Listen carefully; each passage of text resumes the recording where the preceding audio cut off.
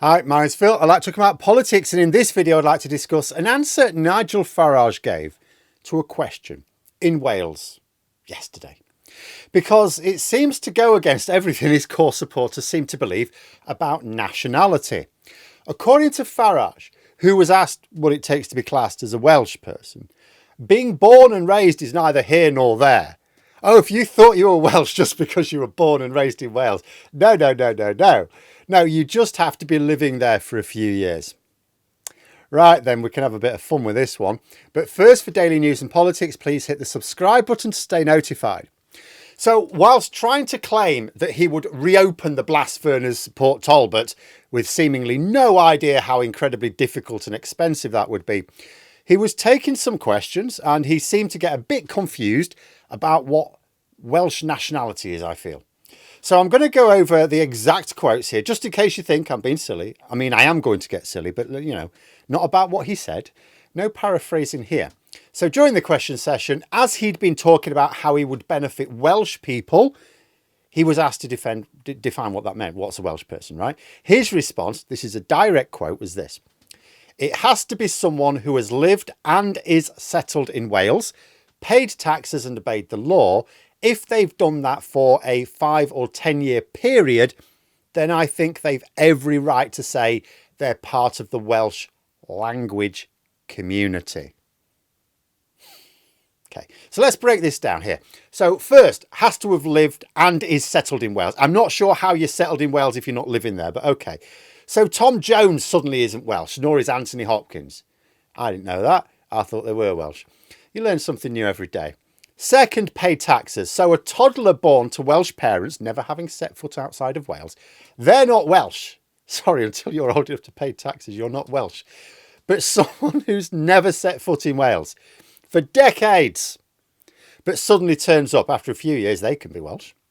Basically, someone who was born and grew up in Wales, but then moves to England, they're no longer Welsh. Sorry, you're not Welsh anymore. But someone who was born and grew up in England, then moves to Wales when they're like, 50 or something. After a few years, they can be Welsh. I'm not sure that's quite in line with most people's understanding. I don't really believe it's in line with Farage's understanding. I'll grant you nationality can be a funny bunny in some situations, like you're born in a place, grow up a couple of years, and then you move somewhere else. You have no memory of where you were born and grew up. I mean, Gordon Ramsay, for example, calls himself Scottish. I'm more than fine with that. He was born in Scotland. He spent the first few years of his life in Scotland, but only the first few. Then he moved to England, barely remembers any of his time in Scotland, clearly sounds like he's from Oxfordshire.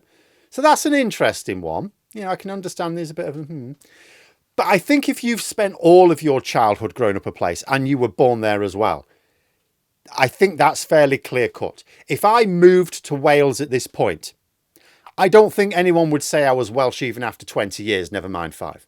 Apart from Nigel Farage, it seems. Odd that someone so focused on nationality should get so confused by it. Third, obeys the law.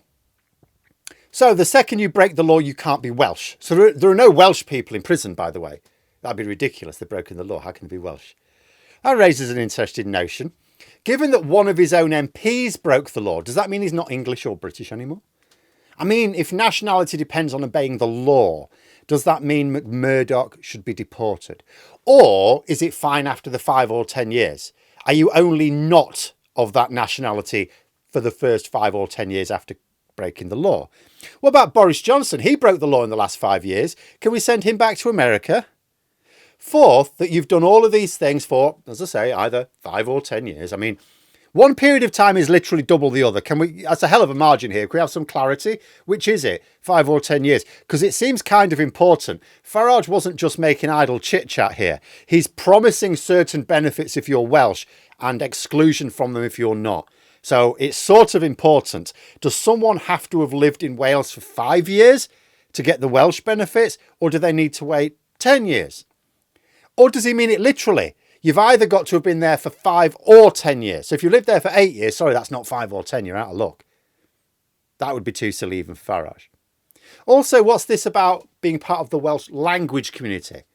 He was only asked about what makes you a Welsh person. Now it's part of the Welsh language community. So someone who speaks Welsh fluently, their first language, but they moved to, Scotland, say. Well, they're not part of the Welsh language community anymore, right? But I could move to Wales for a few years, as long as I don't break the law and I pay my taxes, don't speak a word of the lingo apart from the really famous words, and all of a sudden I'm part of the Welsh language community. How does that work? And then another thought occurred. An absolute beauty. Okay, I'm putting Farage's criteria together. I'm assuming this is about nationality in general. I don't see why this should apply to Welsh nationality and no one else's. So this is the general criteria for nationality according to a Mr. Nigel Farage. So a person has lived and is settled in a place for a period of time. Let's say 5 years. Let's just pick one. He said that. We'll go with that. You pay your taxes, you obey the law, and hey presto, you're a native now. I mean, I suppose there's still no danger of Farage being classified as a native of Clacton with this. But it does mean something else, that his deputy, Richard Tice, I assume he's not breaking the law while he's living in Dubai. I'm assuming he's paying some taxes, right? So he's obeying the law, he's paying his taxes, he's living in Dubai. After about 5 years, does that make him an Arab? Is that how it works? Or is this just Nigel Farage trying to copy Donald Trump again? After all, he's already adopting his rhetoric, his policies, even his penchant for putting drug addicts in charge of things, looking at the new party chair. But he's also adopting Trump's style of talking just absolute bollocks as well, isn't he? But let me know what you think in the comments below. And for more content, you could subscribe to the channel or even become a member for access to the streams and behind the scenes updates. Thanks for watching. And until next time, I'll see you later.